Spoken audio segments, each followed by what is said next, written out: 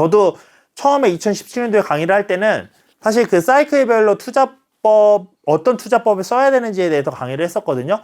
근데 막상 시장을 겪어보니까 이게 회전을 해요. 그래서 저도 사실 강의할 때도 지금 시장이 이렇게 흘러왔고 왜 이 투자법에서 이 투자법으로 바뀌었는지 설명을 해드렸으니까 이 투자법이 바뀌는 거에 왜 바뀌는지 왜에 집중을 해서 그 시장 상황에 따라 다음 투자처를 찾아야 된다라고 말씀을 드렸는데 그래도 기본적인 흐름은 있습니다. 일단 하락장부터 시작을 할게요. 하락장에 뭐가 잘 되냐고 그냥 보통 경매 얘기하죠. 경매. 네. 경매로 세팅해서 월세 주는 게 좋습니다. 왜 월세 주는 게 좋냐면 일단은 그 하락장이 오는 시기예요. 그 대부분은 이제는 공급 물량이 줄어드는 시기예요. 왜냐면 시장 분위기가 안 좋으니까 건설사가 공급을 잘 안 하려고 합니다. 그래서 하락장이 정말 막바지에 정말 분위기가 끝에 이뤘을 때는 공급 물량이 없어서 전월세가 많이 오르는 분위기가 나오거든요. 그럼 이때는 월세 투자를 해두시면 일단은 현금 흐름이 생기죠. 현금 흐름이 생기고 그리고 이때 또 월세 투자가 좋은 이유는 하락장이었기 때문에 정부에서 어느 정도 풀어줬겠죠. 규제책 같은 경우는. 그래서 대출이 나올 가능성이 높습니다. 그러면 대출 받고 월세 세팅하면은 대출 이자 내고도 현금 흐름이 남거든요. 그래서 제가 처음에 투자했던 시기에는 이렇게 해놓으면 내 돈 하나도 안 들이고 월에 2, 30만 원 남는 구조가 가능했어요.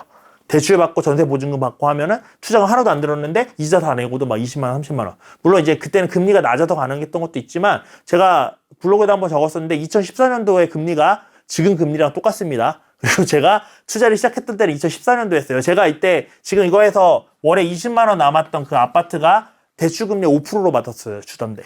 5%. 그렇게 받았었는데도 20만 원이 남던 시기였어요. 그래서 이런 식의 투자가 가능해지는데 경매로 받으면 일단 싸게 받죠. 그리고 대출이 더 많이 나오잖아요. 그러니까 무피 투자가 가능해질 수 있는 부분들이 좀 있고 그리고 월세 물건은 사실 시세 차익이 보통 잘 안 나요. 이 월세 물건이란 기준은 뭐냐면 월세를 계산을 해봤을 때 얘 월세 수익률 괜찮은데 싶은 물건들은 대부분 시세 차익이 많이 동반이 안 됩니다. 이때 요 20만 원 남았던 물건 제가 8,400 주고 2014년도 11월에 샀거든요. 그리고 2020년 이때 팔았어요. 얼마에 팔았는지 아세요? 7,500에 팔았습니다. 이거 혹시 오해하실까 말씀드리면 경기 화성에 있던 아파트입니다. 화성시에 있던 아파트예요. 아파트인데도. 아파트인데 월세 잘 나오는 아파트 8,400에 했다가 7,400에 지금 이제 공시지가 1억이야 불고 이러니까 지금 한 1억 정도까지 다시 올랐더라고요. 이게 원래 1억 1,000까지 갔었거든요. 근데 그 사이에 요 갔다가 요 7,500까지 떨궜었어요. 그러니까 얘네들은 되게 상승에 대한 모멘텀이 엄청 작아요. 그래서 근데 워낙 하락장이잖아요. 그래서 싸게 샀잖아요. 그 월세 좀 받다가 팔면 괜찮아요. 저도 6년 동안 월세 받았다고 그랬잖아요. 그러면 1년에 240만 원 정도는 남았던 거란 말이에요. 그쵸? 그러면 6년이면요. 1200만 원 넘게 남죠. 1,400. 그러면 사실 이거 한 1,000만 원 정도 손해봤으니까 손해로 볼 수 있는데 월세까지 받는 거 치면 벌긴 번 겁니다. 게다가 이거 다른 거 팔면서 그 차손 칠 수도 있죠. 그런 거 생각하면은 월세 받는 게 나쁜 방법은 아니에요. 지금 올해 팔려고 내는 빌라도 제가 그것도 한 25만 원씩 남기는데 그것도 한 6년 들고 있었거든요. 물론 이거는 빌라도 한 2, 3천 정도 다행히 시세 차익이 남게 팔기는 하는데 그거 가만 안 하더라도 그 25만 원씩 6년씩 받았으면 나름 짭짤하거든요. 그래서 요런 재미로 이제 요 시기에는 하는 것도 나쁘지 않다. 요게 이제는 되고 나면 자, 제가 공급이 부족하기 때문에 월세를 많이 찾을 거라고 그랬죠. 그럼 이제 전세가가 진짜 진짜 전세 대란이 일어나기 시작해요. 전세가 오르면서. 저희 뭐 1,000만 원, 2,000만 원이면 이제 살 수 있었던 것처럼. 이렇게 되면 이때는 갭 투자가 유행을 합니다. 근데 이때 갭 투자 유행은요.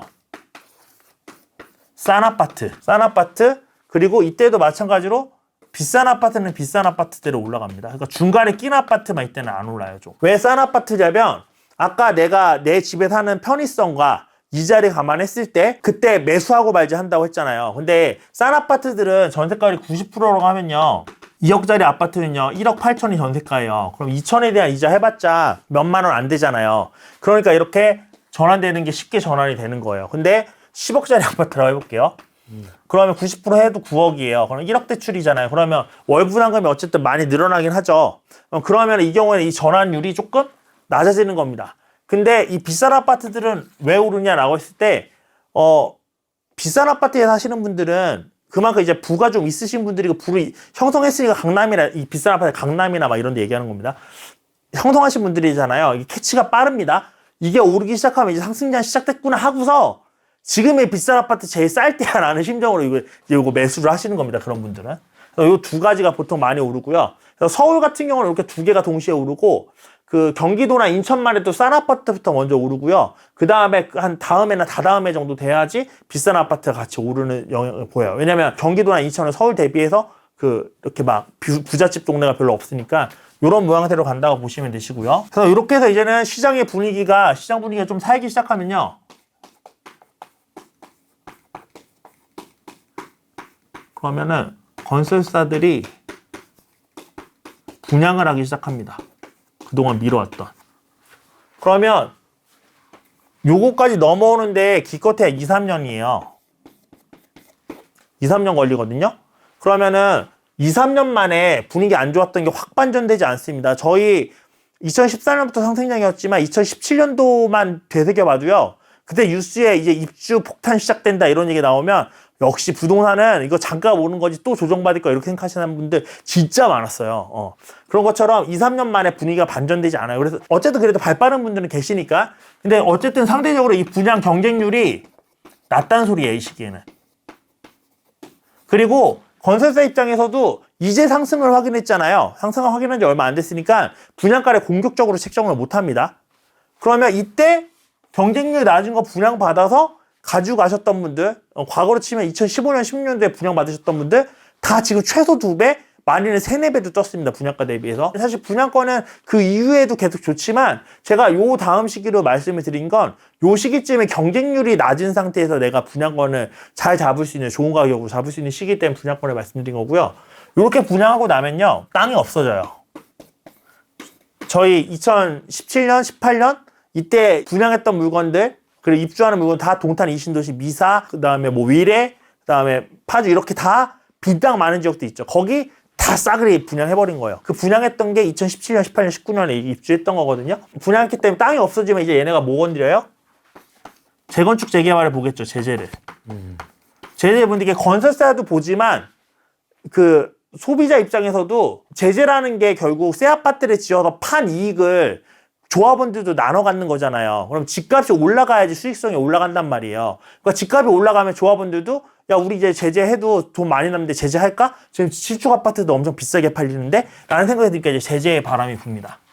제재의 바람이 불어서 제재가 오르기 시작하고요. 그리고 이때 이제 또 같이 많이 오르는 게 블루칩이에요. 그러니까 좋은 아파트들. 좋은 지역들이 많이 오릅니다. 왜? 이미 분양도 있고 분위기 많이 살아난 게 이제 인지가 됐잖아요. 그러니까 사람들이 좋은 지역에 내 집 마련을 하기 시작해요. 내가 원래 살던 좋은 지역에. 그래서 좋은 입지, 좋은 곳에 있는 아파트들이 이때 많이 오르기 시작해요. 이 시기에 같이 많이 오르기 시작하고 여기서 이제 잠깐 말씀드리면 자 이때 갭 투자했잖아요. 네. 근데 이때 분위기 살아나면서 건설사 분양한다고 그랬죠. 그리고 이게 2, 3년 뒤에 입주한다고 그랬잖아요. 그리고 입주 폭탄이 터지는 거란 말이에요. 그래서 보통 요거 투자하고 나서 갭 투자의 시기는 2년 정도입니다. 길어요. 그러니까 2년 내에 사서 2년 뒤에 팔아야 되니까. 왜냐면 사고 나서 최소한 2년 있다가 파는 거였잖아요. 지금 뭐 갱신권 때문에 4년이 될 수도 있지만 과거에는 2년이었단 말이에요. 그러면 시기가 되게 짧아요. 그러니까 2016년에 사서 2018년에 판다고 한다. 다 물렸어요. 2015년에 들어가신 분들은 그나마 2017년은 입주장의 시작이었고 그동안 많이 부족했기 때문에 전세가 막 세팅이 안 되고 그런 시기는 아니었어요. 근데 18년도, 19년부터 엄청 심해졌거든요. 왜냐면 입주 물량이 이제 누적되기 시작하니까 그때 하셨던 분들 다 물리셨던 이유가 분명히 갭 투자가 오고 시장이 살아나면 입주 물량은 예고된 거예요. 2, 3년 뒤에. 시장이 좋은데 건설사가 바보도 아니고 놀고 있을까요? 당연히 분양한단 말이에요. 그리고 입주가 시작되고 물릴 수밖에 없는 거였어요. 그래서 근데 저는 이제 갭 투자를 좀 늦게 알아서 2015년 여름쯤인가 들어갔거든요. 2015년 여름쯤에. 2년 됐을 때 2017년이잖아요. 근데 저는 2017년도 사실 입주 물량이 많아서 부담스러웠어요. 그래서 그때는 1년만 지나면 일반 과세로 팔 수 있었어요. 보통은 그래도 전세 끝나고 2년 뒤에 판다고 다들 그때도 할 때였는데도 저는 1년 지나자마자 다 던졌습니다. 갭 투자했던 거. 그 후에 제가 들어가서 물렸습니다. 그래서 저는 역전세 맞았던 기억이 없어요. 한 번도 역전세 맞아본 적이 없거든요. 이 사이클을 잘 기억을 하셔야 돼요. 왜 그 다음에 입주 물량이 많아질 수밖에 없는지. 그 다음에 이렇게 이제 블루칩들이 오르고 나면, 자, 이제 이 정도까지 상승했으면 그냥 투자를 하려고 하는 이제 대중들이 늘어나기 시작해요. 근데 좋은 지역 다 올랐죠. 갭 투자할 것도 많이 안 보이죠. 그러면 뭘 보기 시작하냐면 이제 좋아질 지역을 찾기 시작합니다. 호재 있는 지역들을 찾기 시작해요. 호재. 한마디 이슈 있는 지역들. 그래서 호재 있는 지역들이 이때 상당히 많이 오르고, 사실 호재는 계속해서 보고 있기는 한데 이 시기가 호재가 제일 많이 이제 부각되는 시기예요. 보면은 호재 때문에 뭐 GTX 노선 때문에 많이 올랐다고 했던 아파트들 한 2018년도 이후로 많이 올랐습니다. 왜냐면 GTX 호재는요, 그 2015년도에도 있었고 2014년도에도 있었거든요. 근데 그런 호재에 있었던 아파트들이 제일 많이 오른 게 언제냐면 2018년쯤이에요. 그랬던 이유가 이 호재 이슈가 이때부터 사람들이 이제 늦었는데 뭐라도 잡아야 되는데 좋은 지역은 이미 다 비싸고, 그러니까 좋아질 지역들 따라가는 거예요. 그 다음에 이제 좋아질 지역도 다 오르고 좋은 지역도 다 올랐어. 그러면 안 오른 지역들을 찾는 거죠, 이제. 여기 별 차이 없었는데 너무 안 올랐는데 갭 메우기라고 하죠. 이때쯤 갭 메우기 투자가 유행했습니다. 안 오른 지역을 찾고, 이 안 오른 게 이 초반에 이제 아파트에서 멈춘다고 하면 그 뒤에 이제 빌라, 뭐 오피스텔 다 찾아가면서 안 오는 거를 찾기 시작하는 거예요. 그래서 제가 이번 상승장 때 마지막에 원룸오피나 빌라, 썩빌 뭐 이런 것도 다 오를 거다라고 얘기를 했던 게, 사람들은 뒤늦게 들어오는 사람이 항상 있고요. 뒤늦게 들어온 사람은 돈이 없고 이미 많이 오른 집값을 감당할 여유가 없어요. 근데 따라는 가고 싶어. 그러다 보니까 이런 돈 적게 드는 안 좋은 물건들을, 비선호 물건들을 따라서 들어갈 수밖에 없습니다. 그래서 이거를 근데 누군가는 가지고 있었을 거잖아요. 그 전에 투자한 사람이. 그러면 그 사람들 돈 회수되면 이 사람들이 이제 여기서 되었으니까 이거 가겠어요? 뭐 재개발 보거나 다시 아파트 보거나 이런 쪽으로 갈 거잖아요. 그러니까 여기서 이 사람들이 이제 물리고 끝나는 거예요. 근데 결국에는 시장의 흐름은 이렇게 흘러가요. 이렇게 흘러가고, 여기서 이제는 그 시장 분위기에 따라 뭐 공시가 1억 이하 같은 그런 이슈가 불기도 하고 이런 것들이 불기는 하는데, 일단 기본적으로 이렇게 흘러가고 결국에 마지막에는 안 좋은 것들이 쫙 오르면서 끝난다. 지역도 마찬가지예요. 지역도 안 좋은 지역들이 안 올랐으니까 상대적으로 비선호 지역이니까 제일 마지막에 오르는 거거든요. 근데 그런 지역들이 마지막에 피날레 하면서 끝나는 거라고 보시면 됩니다.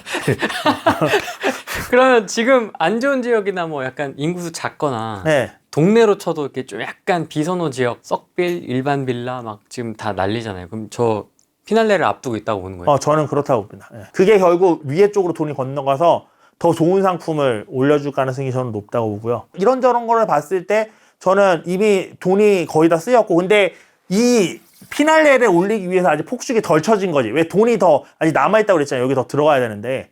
피날레가 아직 좀 하기 위해서 폭죽이 살짝 부족하다는 느낌인 거지. 곧 올 거라고 보는 거고, 그래서 내년쯤에 올라도 데드캣 바운스라고 보는 거고, 그래서 좀 이제 자금 운용을 준비를 해야 된다라고 말씀을 드리는 거고요. 근데 이거는 어디까지나 수도권 기준입니다.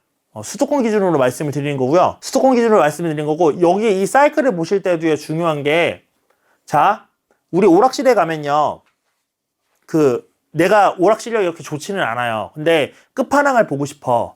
그러면은 주머니에 돈이 많이 있어야 되죠.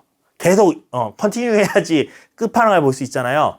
근데 돈이 많이 없으면 끝판왕 못 보고 한 1탄 끝나고 다시 집에 가야 되잖아요. 그러면 다음날 와서 또 1탄부터 해야 되고.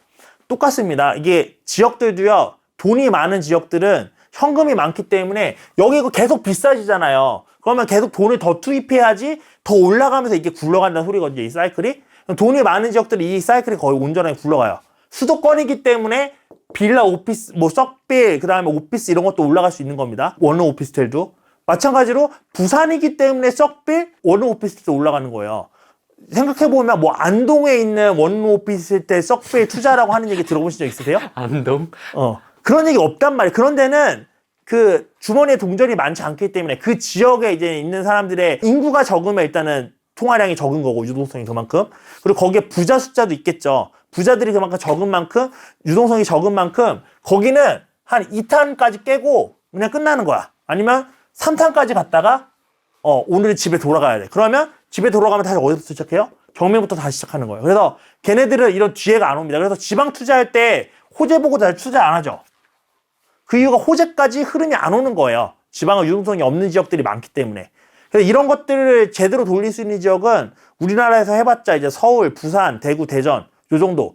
울산도 울산은 그래도 광역시 중에서는 규모가 작아서 조금 애매하긴 한데, 무튼 안정적으로 봤을 때는 서울, 부산, 대구, 대전 정도까지만 이 사이클을 온전하게 돌릴 수 있는 자금력을 가지고 있는 사람들이 살고 인구수가 되는 지역들이고, 나머지 지역들은 이 끝까지 안 옵니다. 오히려 이제는 광주나 뭐 울산 같은 경우는 이 갭매우기가 지역 내에서 이루어지는 게 아니라 전국 단위로 봤을 때 울산이 안 올랐네? 라고 하고서 이제 오는 거지, 지역 단위로 울산 지역 내에서 이루어지는 부분은 조금 약해요.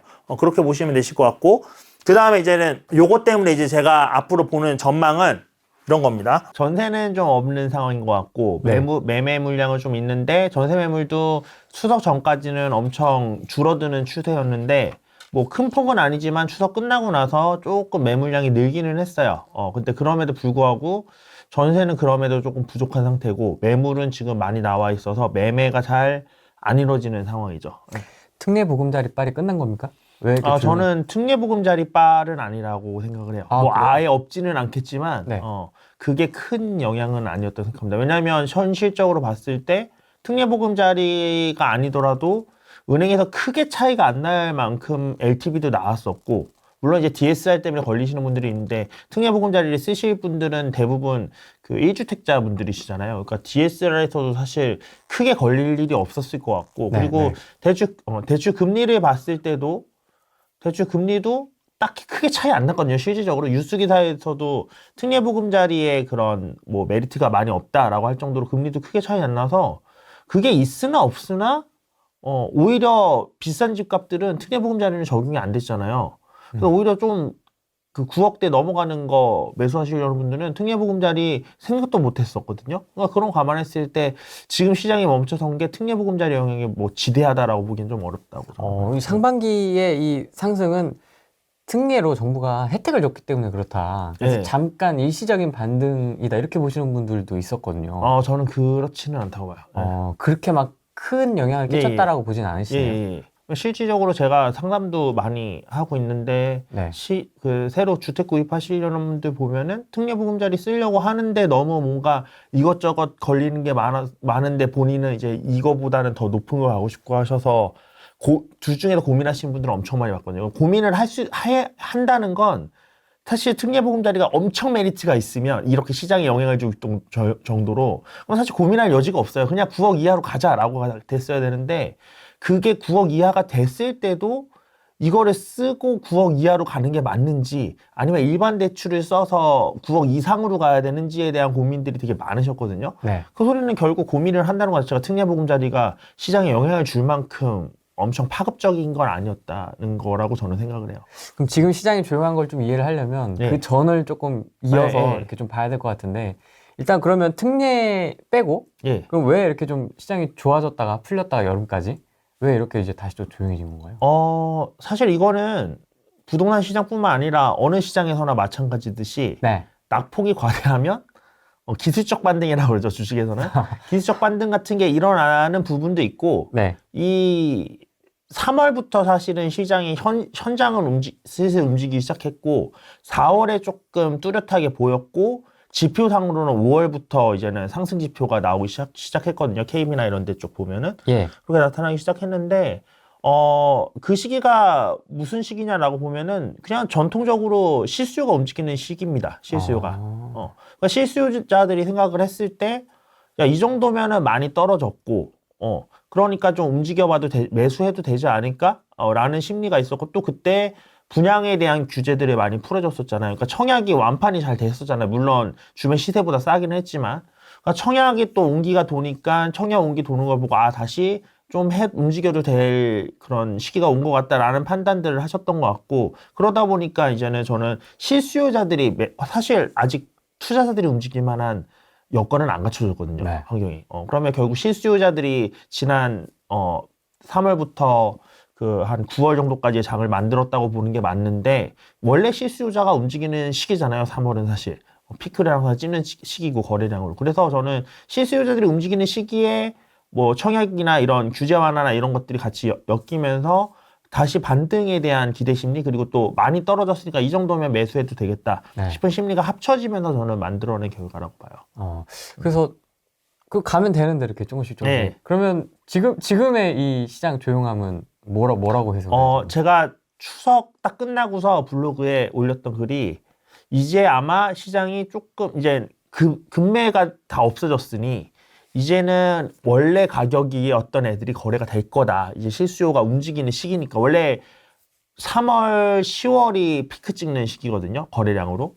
그래서 할 거다라고 제가 블로그에 얘기를 했었고 실제로 어느 정도는 분위기가 좀 오래 가지는 못하더라도 더 살아날 거라는 기대를 했었는데 실제로 추석 이후에 보니까 안 살아났단 말이에요. 그래서 제가 항상 하는 게 가설을 세우고 그 가설이 틀렸을 때 왜 내가 예측한 게 틀렸을까를 검증하는 걸 계속 반복해야 된다고 얘기를 하잖아요. 그래서 그 생각을 해봤을 때 보면은 제가 아까 3월부터 상승했다고 그랬죠. 네. 그리고 그 9월 정도까지 상승을 했단 말이에요. 3월부터 9월까지.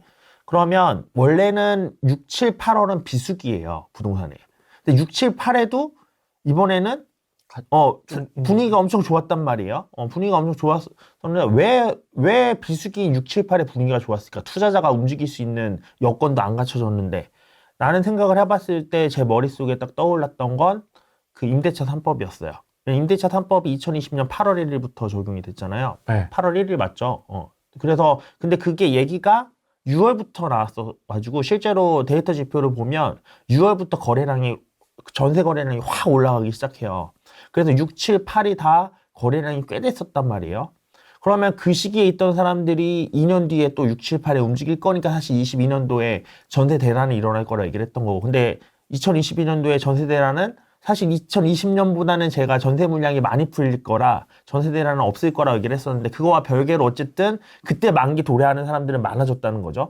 마찬가지로 21년에 계약 맺으신 분들도 23년에 만기 도래하시는 분들이 많았을 거란 말이에요. 왜냐면 그게 임대차 3법의 영향이 단순히 20년에만 미친 게 아니라 지금 계속해서 여파를 미치고 있으니까. 네. 그러면은 그 움직임이 이제는 6, 7, 8로 이제 실수요자를 움직이기 조금 조정되었다. 저는 타임 스케줄이 바뀌었다고 얘기를 하는데 조정됐다고 보는 쪽이 있고 그러면 그렇게 봤을 때 그러면 왜 3월부터는 상승했냐? 3월이 원래 실수요장이라고 해서 지금 상승했다고 제가 얘기를 했는데 근데 그러면 6, 7, 8부터 상승했어야지 왜 3월부터 상승했냐라는 질문에는 보면 일반적으로 제가 3월 달이랑 10월 달이 실수요자들의 이제 주된 이동이 있는 시기라고 그랬잖아요. 이게 전통적으로 그래요. 그래서 3월 달은 주로 결혼 수요입니다.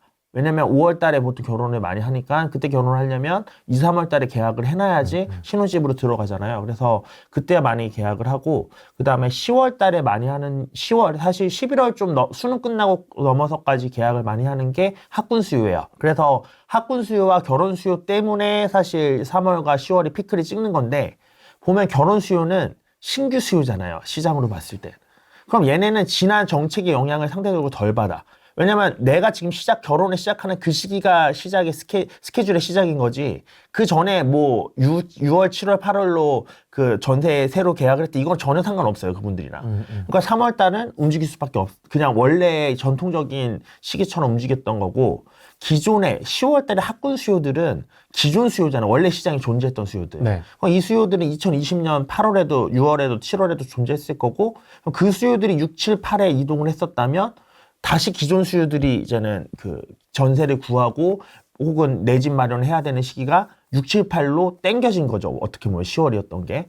그래서 6, 7, 8로 기존 수요가 땡겨지면서 그 3, 4, 5, 6, 7, 8 이렇게 연속적으로 이어지는 상승이 만들어진 거 아닌가라고 저는 예측을 하고 있어요. 그래서 내년 시장을 볼 때도 3월부터 이제 실수요가 움직이니까 내년도 뭐 취등록세를 풀어주지 않는 이상은 투자자들이 쉽게 움직일 수는 없는 시장이라고 생각을 하거든요. 그러면 3월부터 시작을 해서 아마 8월까지 쭉 이어지는 랠리 형식으로 가지 않을까라고 가설을 지금 세우고 있는 상황이에요. 그래서 원래는 올해 추석 이후를 좀 시장을 보고 차후 행방을 찾아야 된다라고 제가 얘기를 했었는데 지금 이제 얘기를 드린 건 추석 이후 행방을 봤는데 이런 이유 때문에 이제 추석 때 이어서 상승을 못한 것 같으니 내년 3월은 어차피 실수요자가 움직이면서 또 분위기를 탈 거고 그게 5월에 끊기는 게 아니라 여름에도 이어서 간다면 제가 지금 가설을 세운 것처럼 타임 스케줄이 바뀐 거다라고 하는 거고, 이렇게 얘기하면 또 어떤 분들이 이제 물어보시더라고요. 그러면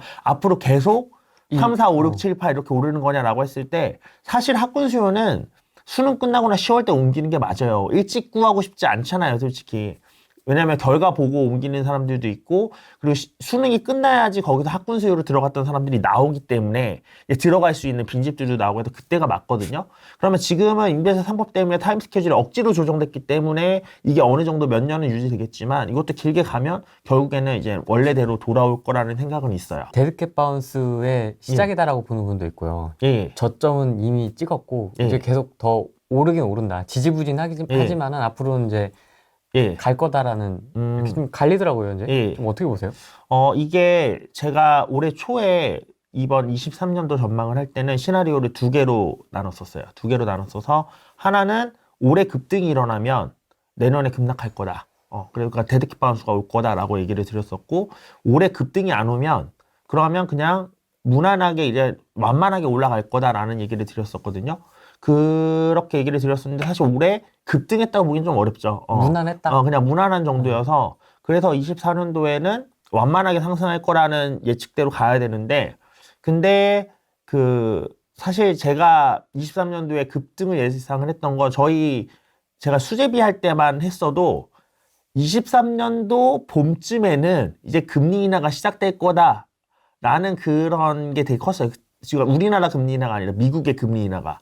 그래서 그것까지 감안해서 급등 여지를 했었는데, 사실 그 금리 인하 스케줄이 내년으로 밀렸죠. 지금 이제 내년 봄쯤에는 미국의 경기 지표가 안 좋아졌으니 금리가 내려갈 거다라는 기대가 이제 다시 또 만들어지고 있는 상황이잖아요. 그래서 조금 이제 그 부분을 정정을 해야 될 부분이 있을 것 같고, 그러면 앞으로도 어떻게 보느냐라고 했을 때, 앞으로 보는 것도 똑같이 23년과 똑같이 저는 두 개 시나리오입니다. 두 개. 예, 두 개 그러니까 방금 말씀드렸던 시나리오가 24년으로 약간 넘어갔다 정도로 보면 될 것 같고, 그럼 그렇게 봤을 때 왜 두 개로 볼 수밖에 없냐면, 완만한 상승과 데드캣 바운스를 만드는 건 결국에는 심리가 만들어내는 부분이거든요. 그럼 시장의 심리가 얼마나 강력하게 반응하는가에 따라서 데드캣 바운스가 나올 수도 있고, 네. 완만하게 상승을 할 수도 있다고 봐요, 저는. 그러니까 저는 일단은 기존의 전 고점이 아니라 전 저점이 일단은 한번 바닥은 찍은 거라고 생각을 합니다.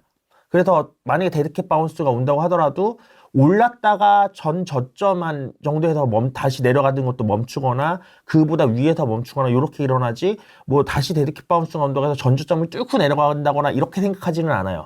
이게 많은 분들이 데드캣 바운스를 상승을 급격하게 했다가 이렇게 쑥 떨어지는 걸 데드캣 바운스라고 생각하시는 것 같거든요. 사실 데드캣 바운스는 그 원래의 뜻을 보면 죽은 고양이가 살았는 줄 알았는데 펄떡 뛰어서, 근데 사실 죽은 거였다라잖아요. 그러면 이렇게 해서 뛰었는데 다시 그냥 이렇게 가도 죽은 건 죽은 거예요. 그러니까 내려가지 않더라도 보합이라도 시장이 살아난 건 아니잖아요. 그러니까 보합으로 가도 사실 그거 데드캣 바운스거든요. 그래서 그 데드캣 바운스의 일단은 의미 자체를 조금 한번 정정할 필요가 있어서 지금 말씀을 드리는 거고, 그러면 앞으로 시장을 봤을 때 원래 시장은, 제가 생각하는 시장은, 네. 제가 이제 부동산 시장을 볼 때 보통은 이제 수급으로 보잖아요. 제 기본 패턴이 공급과 수요로 안 보고 공급 심리 유동성으로 봐야 된다라는 식의 얘기를 과거에도 좀 했었단 말이에요. 네. 그 이유는 돈이 심리만 있으면 나는 사고 싶어. 근데 돈이 없어. 유동성이 없어. 그럼 못 사요. 그럼 그거는 수요로 성립이 안 되죠. 마찬가지로 나는 돈이 많은데 안 사고 싶어.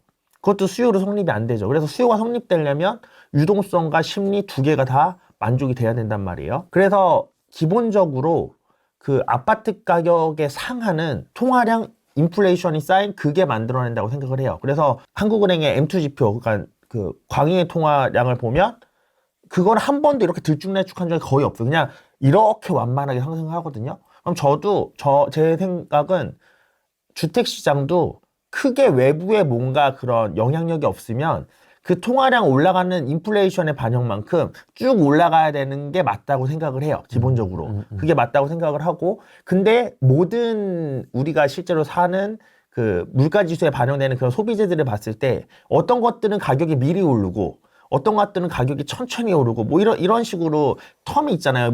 통화량이 늘어난다고 해서 그거 따라서 똑같이 나도 그다음 이렇게 가지는 않잖아요. 그렇죠. 뭐 밀가루냐, 치즈냐, 그렇죠. 예. 뭐 다 다르죠. 그래서 뭐가 먼저 오르는가에 따라 다른 것처럼 실제 시장은 안 그렇단 말이에요. 근데 그럼에도 불구하고 그 통화량이 어느 정도 제한은 걸는 그 기준은 될 수 있다고 생각을 하거든요. 그러면 결국 통화량이 이렇게 오르고 있다고 했을 때 저희가 뭐 그 정부 정책이나 금리나 아니면 사람들의 투자 심리나 이런 거에 의해서 요걸 베이스로 해서 왔다 갔다 하는 거란 말이에요. 좀 더 과거로 가서 얘기를 하려면 네. 저희가 2008년도에 정고점 찍었던 거를 2018년도에 회복했어요. 그 네. 정고점을. 네. 그 이후에 2018년부터 21년까지 미친 듯이 상승한 거란 말이에요. 네. 그럼 저는 그런 상승이 가능했던 거는 자, 인플레이션이 이렇게 올라가고 있었는데 2008년도쯤에는 이제 시장이 너무 뜨거웠으니까 이 인플레이션 부분을 넘어서 이게 척하고 올라갔다 오버슈팅을 했다가 쭉 떨어졌죠. 2012년부터. 그 상태에서 인플레이션은 계속 올라가고 있는데 얘는 이렇게 가고 있던 거예요. 부동산 가격은. 그럼 갭차가 많이 벌어졌잖아요. 그러니까 2018년도에 심리에 불이 당겨지면서 그 갭차를 메우기 위해서 올라가니까 급격한 상승이 일어났던 거고 거기에 플러스 항상 상승이 일어나면 오버슈팅이 있어요. 올라갈 때도 오버슈팅이 나온단 말이에요. 그러니까 오버슈팅의 기존의 인플레이션을 못 따라잡았던 그 주택의 물가 상승까지 합쳐져서 저는 그 급격한 상승이 있을 수 있었다고 생각을 하거든요. 근데 지금 22년도에 꺾이고 나서 이제 고작 2년 지났어요. 그러면 이 인플레이션이 얼마나 맞춰줄 수 있는가? 라고 했을 때 인플레이션이 늘어난 양은 저는 거의 그렇게 크진 않다고 보거든요. 이거를 마치 뭐 인플레이션의 유동성은 금리 내려가면 바로 늘어날 것처럼 얘기하는데 솔직히 부동산 시장만 봤을 때 자, 금리가 내려갔어요. 근데 취득세 안 풀어줘요. 그리고 부동산 시장도 잠잠해. 대출받아서 투자하실 분 없어요. 금리 내려간다고 해서 돈을 돌리지 않는다는 소리예요. 사람들이 빼서. 물론 금리가 비싸서 집을 못 사던 사람들 일부는 살 수 있겠지만 대세 상승이 일어나려면 전체가 다 움직이는 그런 시장이 만들어져야 된단 말이에요. 근데 그렇게 오지 않을 것 같고 그리고 기업들을 보더라도 금리 내려주면 뭐예요? 잘 팔려야지 물건을 생산하고 대출을 받는 거지 뭐가. 네. 그러면 결국에는 금리가 내려가는 게 중요한 게 아니라 내가 더 비싸게 팔아도 내가 그 물건을 이 가격에 팔면 더 잘 팔린다거나 비싸게 팔아도 팔린다거나 이런 환경이 조성돼야지 물가가 상승하는 거라고 저는 생각을 하거든요. 사실 부동산 투자도 말이 투자지 그 물가 상승률을 우리가 먹는 거잖아요. 네. 그러면 이제 다시 24년으로 돌아와서 인플레이션이 2년 동안 많이 안 쌓였어. 그럼 제가 이제 24년도에 올해 급상승이 안 일어나면 완만하게 갈 거라 했던 것도 이제 심리도 모든 이제 외부 변수들이 대부분 빠졌으니까 그냥 인플레이션 정도만치는 계속 상승할 것 같다라고 얘기를 했던 거예요. 근데 23년도에 데드캣 바운스가 올 거라고 얘기했던 것도 원래 인플레이션만큼 이렇게 완만하게 상승을 해야 되는데 갑자기 또 막 금리가 내려가고 이러면서 사람의 심리가 좋아지면 여기서 다시 한번 오버슈팅을 할 거라는 거죠. 인플레이션 말이야. 근데 이게 오래 지속될 수가 없어요. 왜냐면 내가 할 수 있는 한계치를 넘어서 인플레이션 유동성을 넘어서 올라가 있는 거란 말이에요. 그러면 다시 또 얼마 안 있으면 다시 제자리를 찾겠죠. 그러면 두 번 뒤통수 맞은 거잖아요. 하락을 단기간에. 그럼 사람들의 심리가 확 죽으면서 2012년 이때처럼 멈춰있는 상태로 집값이 안 오르고 멈춰있는 상태에서 인플레이션만 누적되는 그런 기간이 생길 수도 있겠다라고 얘기를 해서 이제는 23년에 급반등이 일어나면 24년도에는 그 데드캣 바운스가 나오면서 그 보합식으로 쭉 갈 것 같고 만약에 그게 안 일어나면 그냥 인플레이션 상승하는 것만큼 완만하게 따라갈 거라는 게 제 의견이었거든요. 그러면 지금 2년 정도 하락했지 않습니까? 예. 그럼 이게 지금 인플레이션의 증가율? 예. 하고 비교했을 때는 좀 많이 내려왔습니까? 아니면은? 저는 그러니까 아까 전저점보다 더 내려가진 않을 거라고 봤잖아요. 그 전저점도 약간은 더 내려간 거라고 봐요. 그래서 지금 예전 과거 전저점보다 조금 더 높은 수준에 있는 게 인플레이션 수준을 맞춰가는 주택의 적정 가격이라고 생각을 하거든요. 그렇기 때문에 이제는 여기서 급반등이 또 일어나면 이거는 우리가 입을 수 있는 것보다 넘어서는 거를 지금 입힌 거기 때문에 다시 밑으로 한번 터질 거다. 그러면 한 번만 뒤통수 맞고 완만하게 상승하면 크게 한 번 힘들었지만 그래도 꾸준히 상승은 하네라고 하면서 시장이 크게 흔들릴 여지가 없는데 거기서 또 한 번 불이 붙었다가 확 꺼져버리면 그러면 이제 두 번 뒤통수 맞았으니까 사람들이 심리가 게다가 이게 과거에도 똑같았던 게 2008년도에도 하락했다가 사실 하락이 크진 않았어요. 저희도 지표상으로 보면 하락이 엄청 크진 않거든요. 데이터상으로 봤을 때. 근데 2010년도에 반등이 있었잖아요. 그때 금리가 인하했었어요. 왜냐면 2008년도에 서프라임 모기지가 터지니까 은행에서 돈 빠져나가는 걸 방지하려고 금리를 엄청 높였었단 말이에요. 그래서 2010년도쯤에 금리를 좀 중간에 올렸다 내렸다 무튼 좀 내려가는 추세였어요. 내려가는 추세였는데 그러면서 이제는 집값이 다시 회복을 하는 추이를 보이다가 딱 지표상으로 봤을 때 2008년도쯤에 고점을 찍고 다시 2010년부터 추락하기 시작하거든요. 네. 저는 그때도 그럴 수밖에 없었던 이유가 2년밖에 안 됐잖아요. 그때 텀도. 그러니까 유동성 인플레이션이 쌓일 누적될 시간이 없었으니까 집값이 그걸 넘어서서 갈 수가 없었다는 생각이에요. 저는. 그래서 비슷하게 발생할 거라고 저는 보는 거고 그때도 그래서 그 다음부터 이제는 심리가 야 이제는 인구도 안 늘어나는데 인구 절벽인데 무슨 집값 상승이냐라는 심리가 하면서 이제 심리가 계속 안 좋으면서 집값은 멈춰 있고 인플레는 계속 쌓이는 그런 상황이 됐던 거잖아요. 근데 지금은 그때는 실제적으로 통계치로는 인구가 상승하고 있었어. 근데 지금은 진짜 인구가 줄어들고 있잖아요. 네, 그러면 이런 하락론자리들이 와서 이제 매스컴에서 진짜 매스컴에서도 뭐 인구 절벽 심각함 뭐 한국의 노령화 급증 뭐 이런 기사 계속 때려댈 거란 말이에요. 시골 그러면, 빈집. 그러면 이제는 심리 확 죽는다고요. 그러면 근데 그렇다고 인플레이션이 안 일어나냐? 그렇지는 않거든요. 인플레이션은 계속 쌓인단 말이에요. 그 어느 순간 이 누적됐던 게 또 뻥 하고 터질 수 있죠. 그래서 제가 얘기를 하는 게 기존 투자자들한테는 이미 많이 가지고 있는 다주택자들한테는 24년에 급등이 안 일어나서 그냥 이렇게 스무스하게 올라가는 완만한 상승이 사실 더 좋다. 왜냐면 금리는 떨어져 있으니까 버티긴 쉬울 거고 내 자산들이 조금씩이지만 어쨌든 회복을 해나가잖아요. 그러면 상황은 훨씬 좋아질 거란 말이죠. 근데 진입은 안 하신 분들한테는 사실은 두 번째 시나리오인 급등했다가 한번 뒤통수 맞는 시나리오가 나오는 게 좋아요. 왜냐하면 매매가는 정체돼 있지만 어쨌든 앞으로 공급이 부족한 건 맞잖아요. 입주 물량이 부족하단 말이에요. 네. 그러면 매매가가 안 움직이면 제가 항상 부동산에서의 가격은 매매가만 있는 게 아니다. 공급과 수요에서 가격이 움직이는 게 맞는데 근데 부동산은 매매가만 있는 게 아니라 월세도 있고 전세라는 가격도 있기 때문에 공급이 부족할 때 매매가가 안 오르면 전세가 오르고 전세가도 안 오르면 월세가 오를 거다라고 얘기를 했었거든요. 근데 공급이 부족한 건 맞단 말이에요. 근데 심리가 죽어있으면 전세가 당연히 오르겠죠. 매매가는 멈춰있는 상태에서. 그럼 우리가 그렇게 다시 한번 오길 바라는 2016년, 2017년도에 그런 소액으로 갭 투자가 가능했다. 물론 인플레이션이 쌓였기 때문에 과거처럼 뭐 2천, 5천짜리는 아닐 거예요. 그거의 2배 정도는 생각을 해야겠죠. 뭐 4천을 1억이든. 그렇게는 되겠지만 그런 시기가 다시 올 수 있는 가능성은 오히려 두 번째 시나리오가 더 만들어줄 가능성이 높다는 거죠. 그러면 이건 사실 심리에 달린 문제이기 때문에 첫 번째 시나리오가 발생할지 두 번째 시나리오가 발생할지는 제가 신도 아니고 사람들이 어떻게 반응할지 솔직히 예측을 할 뿐이지 어떻게 알아요. 그러니까 두 개의 시나리오를 두고 이때 어떻게 대응을 해야 될까. 만약에 첫 번째 시나리오가 발생하면 어떻게 나는 할 거고 두 번째 시나리오가 발생하면 어떻게 할지를 대비하는 게 사실은 진짜 투자자들이 해야 될 일이죠. 지금 첫 번째 시나리오라면 네. 반장님은 어떻게 하시겠어요? 이제 완만한 저는 완만한 상승이 있으면은 저는 사실 두 개 중에 뭐가 나타나든 매수를 할 겁니다. 매수를 할 거고 완만한 상승 때는 이제 지난번에 수제비 할 때가 뭐 그때쯤 나왔을 때도 저는 20년도부터 털어서 웬만한 건 다 털었는데 생각보다 하락장이 빨리 와서 일부 못한 게 있다고 그랬잖아요. 그래서 완만한 상승이 오면 그것도 털 시기가 올 테니까 그런 것들은 털고 그 외에 이제 다른 것 따로 추가적으로 이제는 기회가 있는 곳들에서 매수를 할 거예요. 저라면. 그러기 위해서 제가 그 작년부터 그 심혈을 기울여 왔던 게 현금 흐름을 늘리는 거거든요. 현금 흐름이 늘어나면 결국에는 그 내가 융통할 수 있는 금액들이 많아지고 그러면 떨어지면 떨어진 대로 박앤세일이니까 그 현금 흐름으로 사면 되고 완만히 오면 완만히 올라가는데도 어쨌든 올라갈 거니까 미리 지금 쌀 때 사두면 되고 라는 식으로 저는 포지션을 취할 거예요. 그래서 사실은 지금 현금 흐름이 저는 엄청 중요하다는 얘기를 사실 작년부터도 계속 해왔었지만 현금 흐름이 엄청 중요하다고 생각해요. 결국에는 지금 투자자분들이 기회가 왔는데도 기회를 못 잡은 이유는 내 돈이 다 묶여있거든, 부동산에. 움직일 그게 없어요.